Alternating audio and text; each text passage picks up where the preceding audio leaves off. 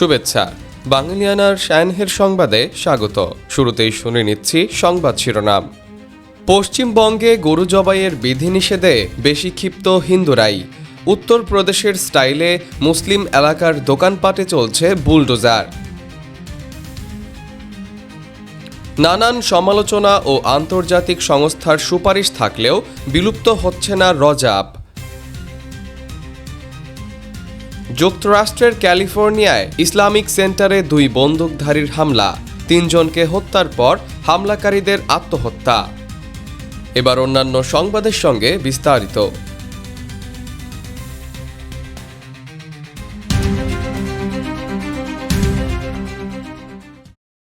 পশ্চিমবঙ্গে গরু জবাই নিয়ে জারি হয়েছে নানান বিধিনিষেধ।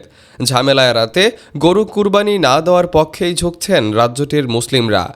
এতে বড় ধরনের আর্থিক ক্ষতি হতে পারে প্রান্তিক খামারিদের, যাদের বেশিরভাগই হিন্দু ধর্মাবলম্বী।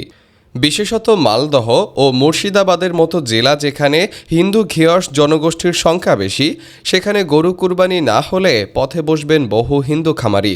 এসব খামারি ক্ষমতাসীন বিজেপির ওপর বেজায় চটেছেন। গোমাতাকে পারা যাবে না, তাহলে বিহারে তো ফ্রি গরু দিতে পারতো, মোদি ফ্রি গরু দিতে পারতো, তো তাহলে তো আমরা সবাই সম্মেলন করে আমরা তো গরু চালাতো। ওদের কুরবানিটা ওদের করতে দাও, আমরা বাঁচি। আমাদের আর ঘুম নেই, রাত্রে ঘুম নেই, চিন্তায় মাথা খারাপ হয়ে যাচ্ছে। এদিকে মুসলিম ধর্মনেতারা বলছেন, মুসলিমদের জন্য গরু কুরবানি দেয়া জরুরি নয়। গরুর বদলে ছাগল, ভেড়া, বকরি, পাঠা যে কোনো কিছু কুরবানি দেওয়া যায়।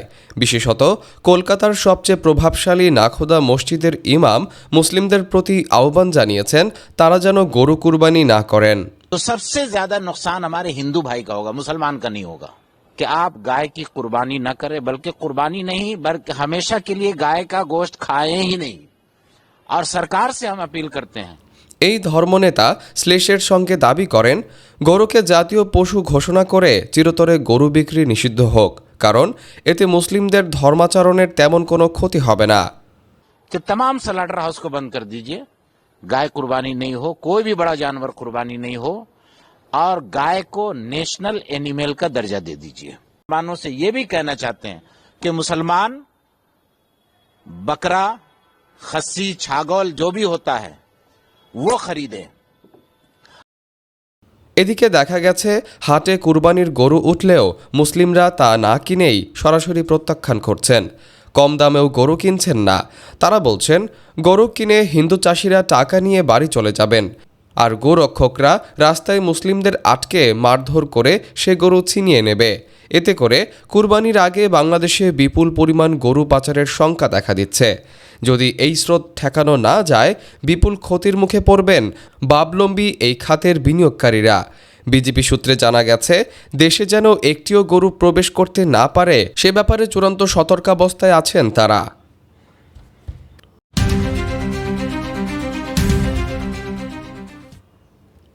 ভারতের পশ্চিমবঙ্গে 9 মে বিজেপি নেতৃত্বাধীন সরকার ক্ষমতা গ্রহণের পরে নানা পদক্ষেপ নেওয়ায় রাজ্য উত্তাল হয়ে উঠেছে। এদিকে কলকাতার দক্ষিণ অংশে একটি কারখানায় অগ্নিকাণ্ডে 2 ব্যক্তির মৃত্যুর পরে ওই অঞ্চলে বুলডোজার দিয়ে কথিত বেআইনি স্থাপনা উচ্ছেদ করা হয়েছে। অঞ্চলটি মুসলিম প্রধান। এ ঘটনার জেরে সেখানে মানুষ বিক্ষোভ দেখান। পাশাপাশি শহরের বিস্তীর্ণ অঞ্চলে হকার উচ্ছেদ অভিযান শুরু হয়েছে। ফলে হাওড়া, শিলাইদহ, আসানসোল রেলওয়ে স্টেশন সংলগ্ন অঞ্চলে বহু দোকান ভেঙে দেওয়া হয়েছে। ঘটনার জেরে বহু জায়গায় প্রতিবাদ করেন হকাররা। পুলিশের সঙ্গে তাদের সংঘর্ষ হয়। অনেকে আহত হয়েছেন, অনেককে গ্রেফতার করা হয়েছে। দক্ষিণ কলকাতার তপসিয়া অঞ্চলে একটি কারখানায় আগুন লাগার প্রায় সঙ্গে সঙ্গেই বুলডোজার চালিয়ে কথিত অবৈধ স্থাপনা উচ্ছেদ করা হয়। মুসলিম প্রধান অঞ্চলটিতে দীর্ঘদিন বসবাসকারী মধ্য ও উচ্চবিত্ত সমাজের বাসিন্দারা অভিযোগ করেন, কোনো নোটিশ ছাড়াই উচ্ছেদকারী দল বাড়িঘর গুড়িয়ে দিয়েছে। বাড়ির মালিকরা বলেন, দমকল বিভাগের নো অবজেকশন সার্টিফিকেট ছাড়া তাদের কাছে বাকি সব প্রয়োজনীয় কাগজপত্র ছিল। এরপর কলকাতা হাইকোর্ট গত বৃহস্পতিবার উচ্ছেদের ওপর অন্তর্বর্তীকালীন স্থগিতাদেশ জারি করেন। উত্তর ভারতে যেভাবে বুলডোজার দিয়ে কথিত অবৈধ স্থাপনা গুড়িয়ে দেওয়া হয়, সেই একই কায়দায় কয়েকদিন ধরে পশ্চিমবঙ্গের বিভিন্ন রেলওয়ে স্টেশন এবং পার্ক সার্কাস অঞ্চলে হকারদের দোকান ভাঙা হচ্ছে। এলাকাটি মুসলিম প্রধান।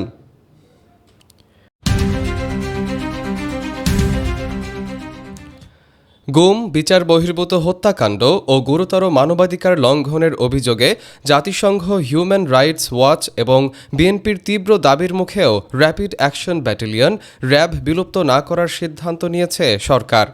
স্বরাষ্ট্রমন্ত্রী সালাউদ্দিন আহমদ জানিয়েছেন, সম্পূর্ণভাবে মানবাধিকার সমুন্নত রেখে এই বাহিনীকে একটি আধুনিক ও পেশাদার এলিট ফোর্স হিসেবে গড়ে তোলা হবে।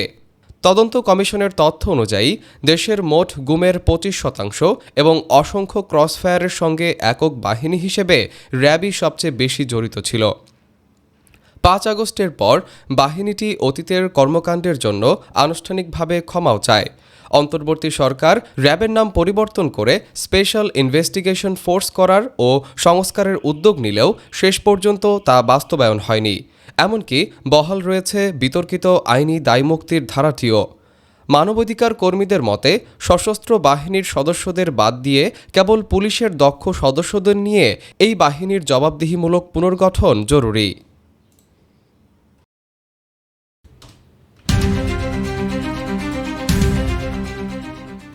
যুক্তরাষ্ট্রের ক্যালিফোর্নিয়ায় সান দিয়েগোর ইসলামিক সেন্টারে বন্দুকধারীদের গুলিতে 3 জন নিহত হয়েছেন। গুলিতে প্রাণ গেছে সন্দেহভাজন 2 বন্দুকধারীরও। সংশ্লিষ্ট কর্তৃপক্ষ জানিয়েছে, বিদ্বেষমূলক অপরাধ বিবেচনায় নিয়ে এই ঘটনার তদন্ত করা হচ্ছে। কর্তৃপক্ষ জানিয়েছে, সন্দেহভাজন বন্দুকধারীর একজনের বয়স 17 বছর, আরেকজনের 19 বছর। দুজন আবার গুলি চালিয়ে আত্মহত্যা করেছেন। মার্কিন কেন্দ্রীয় তদন্ত সংস্থা এফবিআই তদন্ত শুরু করেছে। এফবিআই এ বিষয়ে জনসাধারণের কাছ থেকে তথ্য চেয়েছে। তথ্য জানানোর জন্য একটি বিশেষ নম্বরও দেওয়া হয়েছে। এফবিআইয়ের কর্মকর্তা মার্ক রেমিলি জানান, এই ঘটনায় পুলিশের দিক থেকে কোনো গুলি চালানো হয়নি। সান ডিয়েগোর ক্লেরমন্ট এলাকায় ওই ইসলামিক সেন্টারের অবস্থান। সেখানে সান ডিয়েগো কাউন্টির সবচেয়ে বড় মসজিদটি রয়েছে। আরও রয়েছে শিশুদের ইসলামী বিদ্যালয়। স্থানীয় সময় 18 মে সোমবার জোহরের নামাজের আগে গুলির এ ঘটনা ঘটে।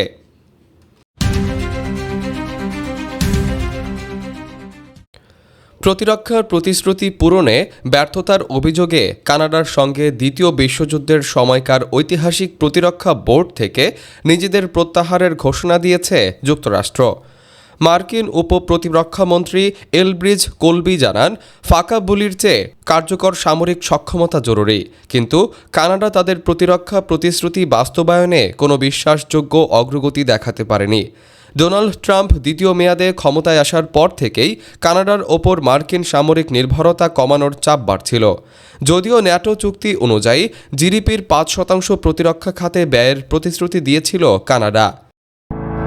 এবার শুনে নিচ্ছি বাংলাদেশের বাণিজ্য সংবাদ।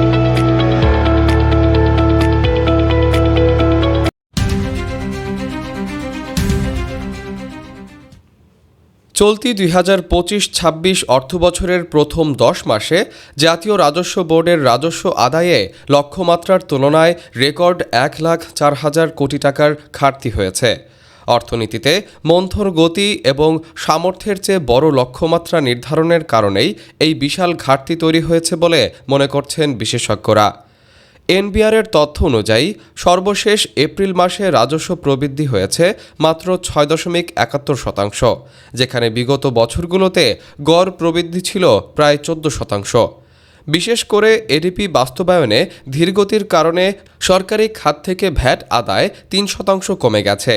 তবে আমদানি শুল্ক ও আয়কর আদায়ে যথাক্রমে 18 ও 14.66% প্রবৃদ্ধি হয়েছে। এবার শুনে নিচ্ছি বাংলাদেশের ক্রীড়া সংবাদ।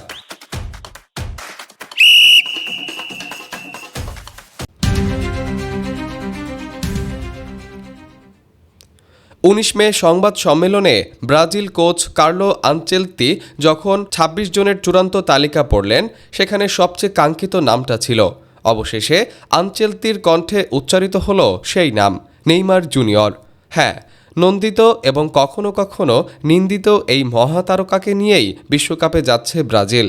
দল ঘোষণার জমকালো অনুষ্ঠানে যখন 34 বছর বয়সী এই ফরোয়ার্ডের নাম উচ্চারণ করলেন আনচেলত্তি, করতালির গর্জনে মুখরিত হয়ে উঠল চারপাশ। মিলনায়তন জুড়ে বয়ে গেল আনন্দের সুনামি। বার্সেলোনা ও পিএসজির সাবেক এই ফরোয়ার্ডকে দলের ডাকার আগে কোচ আনচেলত্তিও কম পরীক্ষা নেননি। 2023 সালে উরুগুয়ের বিপক্ষে বিশ্বকাপ বাছাই পর্বের ম্যাচে হাঁটুতে চোট পাওয়ার পর থেকে নেইমার ছিলেন জাতীয় দলের রাডারের বাইরে। চোট আর ফর্মহীনতার দোলাচলে গত মার্চে ফ্রান্স ও ক্রোয়েশিয়ার বিপক্ষে প্রীতি ম্যাচেও তাকে বাইরে রেখেছিলেন ইতালিয়ান মাস্টার মাইন্ড। তার ফিটনেস নিয়ে কোচের মনে ছিল একরাশ সংশয়। আগামী 13 জুন মরক্কোর বিপক্ষে ম্যাচ দিয়ে হেক্সা জয়ের মিশন শুরু করবে 5 বারের বিশ্ব চ্যাম্পিয়নরা। গ্রুপ সিতে ব্রাজিলের বাকি দুই প্রতিপক্ষ হাইতি ও স্কটল্যান্ড। বাংলিয়ানার শাইনহের সংবাদ শেষ হলো। ধন্যবাদ।